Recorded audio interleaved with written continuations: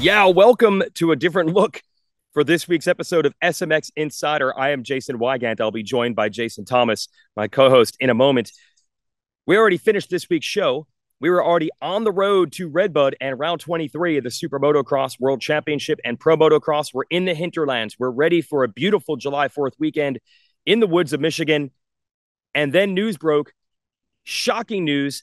Jett Lawrence is out for the rest of the Pro Motocross Championship. Yes, the defending 450 Pro Motocross champ crashed on Tuesday, hurt his thumb, didn't think it was that bad, tried to ride on Wednesday and realized he might have a problem, and then x-rays indicated he has a UCL, that is a ligament UCL injury in his thumb. Now, the good news is on July 4th, that's today, Jett is headed to the Stedman Clinic in Colorado to get surgery to repair that ligament.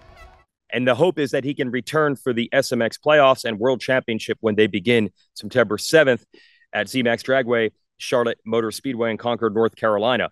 But for the rest of the Pro Motocross campaign, wow, things are going to look a lot different. It now appears to be a Hunter Lawrence versus Chase Sexton duel for the title. But don't count out anyone else because once again, we've been reminded that anything can happen. Let's get to this week's episode as we preview RedBud, round 23 of the SuperMotocross World Championship. We'll start with our big interview, bringing Ricky Carmichael back to the broadcast this weekend. Welcome to our big interview and welcome back, Ricky Carmichael. We'll have you in the booth at RedBud. I'm sure you've been enjoying the racing. The last probably 8 motos, High Point, Southwick combined, have been unbelievable. And that isn't even including the epic ride by Chase Sexton and all the shakeups at Hangtown. It has been a wild start to the season. So you've been enjoying just watching it, first of all? I have. Thanks for having me on Insider this week. I'm happy to see you guys. Great race call by everybody this last weekend at Southwick. Let's talk 250 class a little bit. Obviously, something really special is brewing with Haiden Deegan. The math makes that obvious. But I want to go back to last year when we were talking to you on these shows. Haiden is so aggressive. He revs the bike so hard. He just charges so hard. And I remember you commenting, people saying, man, he's probably going to crash at some point. And you were saying, that's not necessarily going to be the case. Some people can do that. It kind of reminds me of someone else who used to ride that ragged edge and got bit every once in a while, but not as much as you would think. You're not Haiden, but what is it like to be able to live on that edge, ride that hard, but not really pay the price for it? Yeah, you know, here's how it is. If people are going to wait for him to crash because he rides on that edge, they're going to be waiting a really long time. That's his style, and that is one attribute that he has that not a lot of people have, and it's one of those things, and I've been beat up for this a little bit and saying like he just has some things that you can't teach, and that's one of them. It is so hard to teach. I mean, JT, you know, to try to tell someone go out there, hang it out, the bike swaps, you just keep on going. That is such a hard combination to beat. And I love watching it. And, you know, he lets it hang out and he gets sideways. But, dude, that's him. And that's what makes him Haiden Deegan. And, you know, I appreciate that he's always trying to evolve. And it's crazy with how fast he is and how gnarly he is and just that it factor that he has, that he's always continuing to learn and wanting to do something better. And, you know, I personally don't think all of it's necessary just because he has that it factor. So, yeah, I just think that, you know, I don't think he's going to crash like maybe we all thought he would, or some people thought that he would. That's just him. And, man, that's a nice feather in your cap to have that trait. And, again, I'll go back to what I said at first, when you first asked me this question. If they're waiting for the guy to crash, they're going to be waiting a long time. Athletes, like at the top, they find a way to get the job done at the end of the day. I don't care if it's a mud race. I don't care if it's hard packed, sand. Good champions prevail in all conditions. And he's one of those guys. So it doesn't matter. For me, I think he performs in any kind of situation from here on out in his career. So that narrative of not being good in the sand, or wasn't good in elevation, or wasn't good here, or he's a little out of control there, I don't think that's the case for him anymore. Okay, and again, if you want to hear what Ricky has to say about the racing this year in further depth, just watch the show this weekend And again, here is the schedule. Race day live, 10 a.m. Qualifying coverage presented by motorsport.com. Peacock and the SMX Video Pass are the way to watch all of it, including the racing that starts at 1 Eastern. We have a halftime show, we have a post-race show, several hours of coverage on Saturday afternoon. But in addition, this weekend, NBC, that live window, 2 o'clock, that'll be the first 450 moto. It's always great to get more eyeballs on the sport. Tell your friends and family, if they're not usual Peacock watchers, to utilize this to look in on the sport, and we'll have uninterrupted action during the commercial breaks. It'll be pretty neat to incorporate into that program. So that's how to watch this weekend. 30-second board time. Hot topics in the sport. This one goes back to Southwick. So having James Stewart back at the races, it was funny. He was joking around saying it's like Bigfoot sightings. Every time a fan glances and realizes, that's James Stewart in the flesh. Wow. He gets bombarded. I've had to play security guard a couple times, but this one I said, look, man, other side of the fence, this fan is an unbelievable replica bike of yours. Do you want to check it out? And he said, absolutely. James thought it was going to be a toy motorcycle. No, this was a KX80 like he raced back in the late 90s. This looked unbelievable, and even he was pretty darn impressed with it. Yeah, this is really cool. I think to impress James Stewart, you think about the life he's led and the experience he's had, takes a lot. And you could see his facial expression. This was a really cool thing. And the amount of time, work, and effort to put something like this together, chasing parts, graphics, and all the little detail stuff was very evident here. So yes, James Stewart he's tough to get a hold of. He's a superstar of our sport, one of the biggest ever, but you could see how much this meant to him. And that, to me, that was the coolest part, is the look on his face that this carried some weight. Absolutely. And that dates back to his amateur days. There was just so much hype back then and almost mystique because there wasn't as much video and coverage. So to see this bike in the flesh, I think was really cool. Probably about as cool as people seeing James himself. From there, we go to the actual racing at Southwick. And a lot of these guys, by the way, are going to race RedBud this weekend as well. Kind of a twofer. It's become an international travel destination, Southwick, for some visitors. We had Kyle Webster from Australia making his Pro Motocross debut. Harry Kulas has been in and out of the series. Krestanov, Osland. Really fun to see these guys try, and a lot of them will be back this weekend too. Yeah, this is great. I think a couple of things. The sand is a very enticing situation for them. They spend so much time practicing in the sands. I think they look at it as an advantage coming in where they're going to be comfortable. And then also you just think about the travel part. The Eastern Seaboard is such an easy entry port for them, whether it's JFK or whether it's Boston. It's just easier to get to. They can add in what I believe is the most popular national on the calendar upcoming on 4th of July weekend at RedBud. That's a huge thing. They've probably watched or raced in 2 Motocross of Nations in the last 5 years happen there. So yeah, it's a great thing. It adds a lot of spice and character to our series. And for the SMX Video Pass people, they have a great way to watch this around the world, wherever they may be from. Webster went 17-7. That's 7th in the second moto. His team, what we know as Firepower Honda here in America, very excited about the prospects of what he could do coming up at RedBud. So watch this space for him. And Dean Wilson will be back in action to get SMX points alongside him this weekend. So that'll be fun. Everybody loves Dean, so that's cool as well. Now, for the 250 class, the story is the opposite. We thought we'd have all these different challengers and contenders, but really the story every weekend has been Haiden Deegan is the best guy. He didn't win 1 overall at High Point, but he was probably the best guy there too. So here's what I think, JT. Every fan has been dreaming of this. Ooh, what if Deegan and the Lawrence brothers meet their full potential and battle each other somewhere down the road? I think it was too early for people like us to really discuss this publicly, but I think we're getting there now, where the battle of the future is just as important as what could be coming right now every weekend in the 250 class. Yeah, I think there were still bridges to cross. He needed to prove he was the best 250 rider that this country and this series has to offer. I think he's starting to do that, because you think about, he didn't win the 125 East Coast, right? So that was an easy pushback for a lot of people. But now he's kind of bested everyone on every terrain in this Pro Motocross series. And it looks like he's going to be the favorite going into the Super Motocross World Playoffs this September. So I think the conversation is valid now. Now, if you want to say he's too young, he's not ready, he's not going to be battling Jett Lawrence yet, okay. The point is, I think the conversation is going to ramp from here, and it's very hard to push back that on anyone that says we're not going to see a collision course between these two riders in 2026. I do want to talk about the other 250 riders. What is interesting is that Deegan is dominant, but the races are actually really close. These last couple motos, 3 out of the last 4, have been nail-biting, unbelievable, classic duels. Yeah, he hasn't been running away with races, and that's to his own detriment, right? He's making mistakes. He's creating those situations for starts, crashes, but that's okay. For us, for fans, this is incredible. And I think it also, it's giving Haiden Deegan a window to show his fitness, his grit, his determination, all the things that everybody would have ever questioned about him before he turned professional. I think he's proving all of those to a T.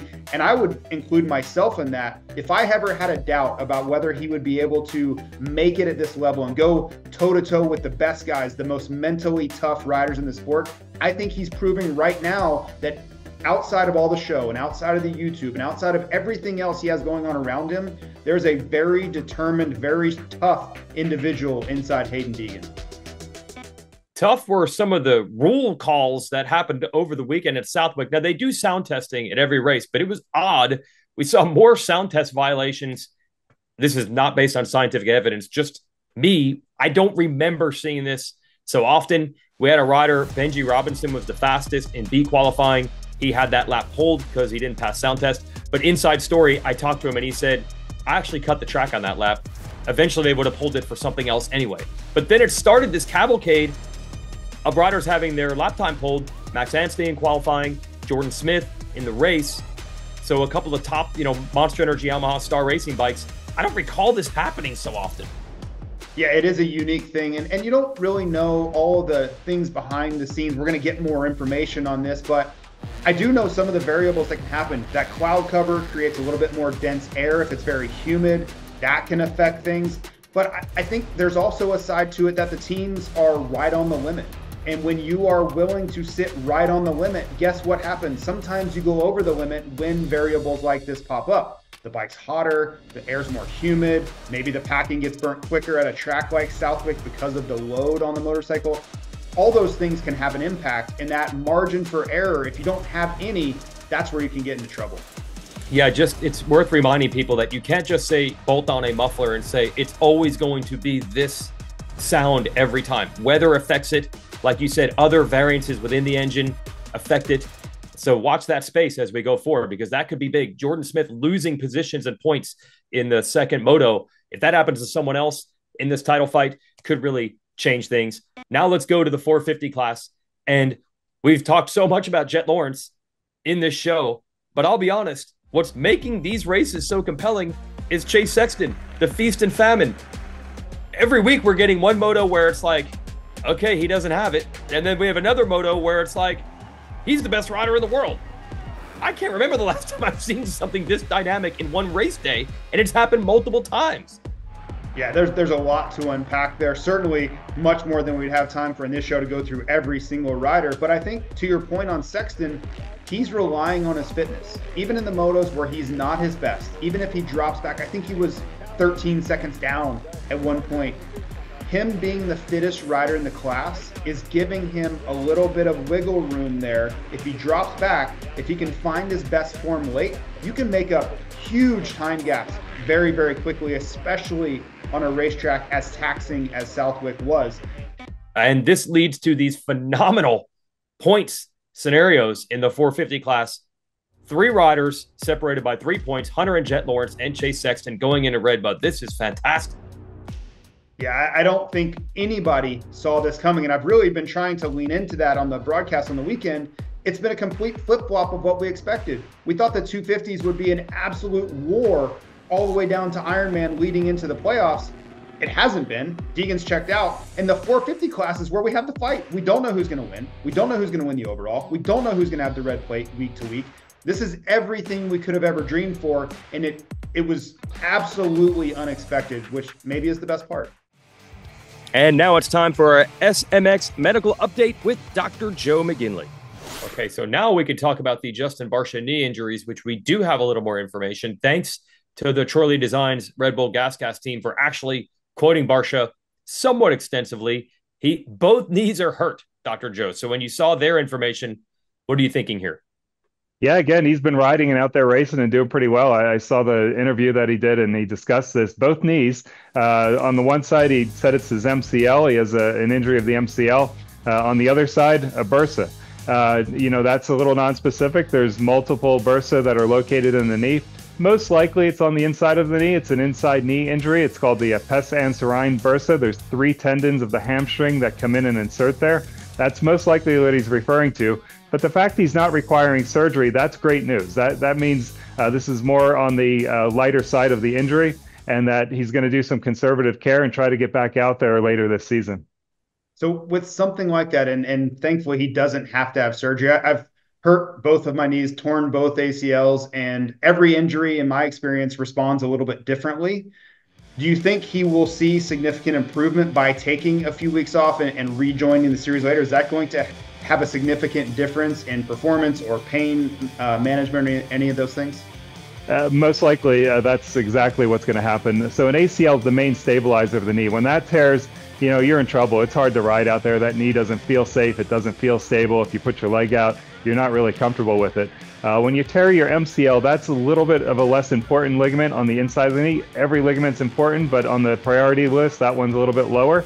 So especially if you have a partial tear of the MCL, a lot of times that will heal on its own and heal up if you give it some rest and take some time off. There's other ways you can address that. I'm sure he's getting physical therapy and getting other interventions on that knee to help heal it. So that's one way to treat the MCL. The bursitis, that's like a friction area. So when you have a bursa anywhere, there are fluid-filled areas that allow structures to move smoothly as you're bending the knee, as you're moving. So when you get a bursitis, just think of it like a blister. If you don't let that blister heal and you keep running or keep doing that same activity, it just gets worse and worse and can get really, really painful. Bursa works in a similar way. So if you give these time to heal and you take conservative care and get them treated, there should be no long-term consequences to this. He should be back out riding strong by the end of the season. Yeah, Barcia's team also said he hopes to return maybe as soon as Unadilla, which is his home race as a New Yorker. I think he can guarantee he's at least back for the SMX playoffs in September. And we'll give you more SMX medical updates next week after RedBud. Thanks, Dr. Joe. Thank you. Okay, a few other details we want to talk about. Don't forget the SMX playoffs, SuperMotocross playoffs, and World Championship are coming in September. All the Monster Energy Supercross and Pro Motocross talk all season will culminate with that. September 7th, ZMAX Dragway in Concord, North Carolina, all part of Charlotte Motor Speedway. And then the next weekend, first time ever, we'll have a race at Texas Motor Speedway. That'll be really cool in Fort Worth, Texas. And then we'll finally get an event back in Las Vegas, the Strip at Las Vegas, part of the Las Vegas Motor Speedway complex. And the best part, JT, is the mystery. What will these tracks be like? Yeah, and I think the riders are asking themselves that as well, because they were no doubt surprised when they showed up at Charlotte last year. It was the talk all day long is about how wrong everybody was about what to expect. So let's hope there are a few surprises, and I'm sure we'll get conversations with Mike Muley down the road about these track maps and the thought process. But yeah, it's going to be a great second season of those playoff rounds. So we go into the 250 points for SMX. Deegan has now taken the lead. Levi Kitchen and RJ Hampshire had the most points out of Monster Energy Supercross. Hampshire's been out for a while. I don't know when we're going to get him back. Deegan is pulling away up front. I'm going to throw a name at you here, JT. Look who's starting to come around. Joe Shimoda moving up the charts both in SMX points. Finally got a moto win at Southwick. Look at this. Later in the season, Shimoda's coming on. Yeah, it's about that time. It's Shimoda time, as some would say, but being honest, he's riding incredibly well, and he would tell you he rides the same all the time. That's his standard answer. The data doesn't support that, though. The interesting thing about this weekend is I believe had he not crashed on the first lap of the first moto, it would have been a great overall weekend for him, maybe even enough to grab him the overall win or at least be on the podium, higher up on the podium. He was riding incredibly well. This is a track that he won at a moto at Southwick in 2023. He follows it up in 2024. And now everybody's going to have Joe in the back of their mind.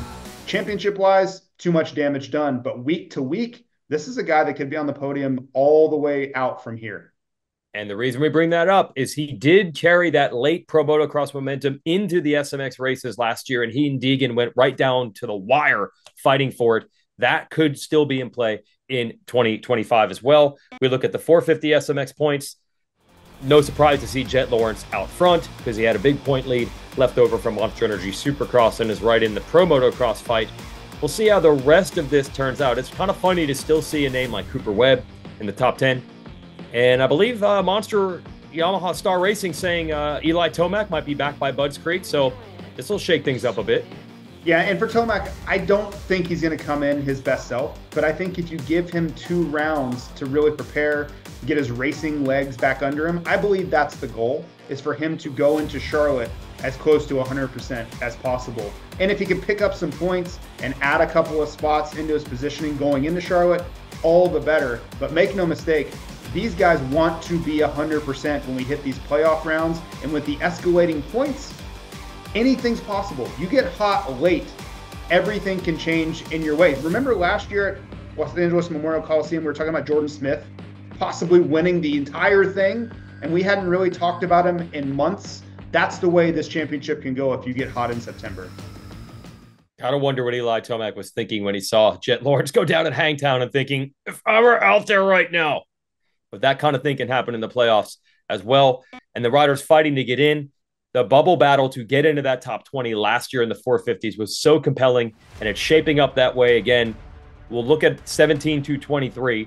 Justin Hill, credit to him, getting a couple Pro Motocross rounds in, which he normally doesn't do, to try to solidify a spot. Our broadcast colleague, Adam Cianciarulo, is still in the top 20, but he's done racing, so he's probably going to get pushed back out. A couple other names to mention, JT, that are outside this list. Marshall Welton has been pretty solid in Pro Motocross in a 450. And we hear Colt Nichols, who has parted with the Beta team, will probably race some Pro Motocross with Twisted Tea, HEP Suzuki. He's 25th. Can Colt Nichols pull a Colt Nichols like he did last year? Yeah, there's no time to waste. You think about Washougal last year and the links that Colt Nichols went to make these races. I think he's probably trying to hurry the process along to hit the track so it doesn't put so much pressure on him to perform late in the series. But that was such a learning experience for everybody last year. Now there's no excuses. You know what it's going to take. You have a range thanks to the SMX facts of exactly kind of where you need to be when that final moto, the checkered flag, flies at Ironman. So everybody's on a race against the clock right now. Yep. Like we said, we got Dean Wilson back at RedBud. That's not happening without SMX Playoffs and World Championship as the dangling carrot. Let's tell you how to watch one more time as we go to RedBud. This is so fun. It's July 4th. Huge crowd, perfect weather, massive jumps, great track. It's going to be so cool. We'll mention the broadcast details again, but as a fan, if you want to come in person, this is a great one. Yeah, it's awesome. Venture to Lot B at your own risk, right? But everything else about the weekend is top-notch, A+, celebrating America's birthday. I think if you've been looking at these Motocross of Nations events over the last several years and being like, I need to make it there, why not? You could start driving from literally anywhere in America right now and still be there by the weekend. So we hope to see you all there. All right, let's close this episode of SMX Insider. Again, round 23, Super Motocross World Championship and Pro Motocross at RedBud. We'll tell you how to watch. Motorsport.com presents Race Day Live qualifying coverage at 10 a.m. Eastern. You can watch that and all the motos starting at 1 o'clock Eastern with Peacock or the SMX Video Pass outside the United States. And there is a live NBC window for the first 450 moto at 2 o'clock. That'll be 1 hour of coverage on NBC as well. So tell your friends and family, look in on the sport. And what they're going to see is a completely changed 450 class. So who'll come out on top? Chase Sexton versus Hunter Lawrence, and who else will get in it? Should be interesting. Watch that NBC moto. Watch on Peacock or the SMX Video Pass. Racing starts at 1 o'clock this weekend at RedBud. 450 Moto 1 at 2 o'clock. A completely different landscape when the gate drops for that 450 moto. We'll be there. Hopefully you will be as well. If not, tune us in. It's going to be wild.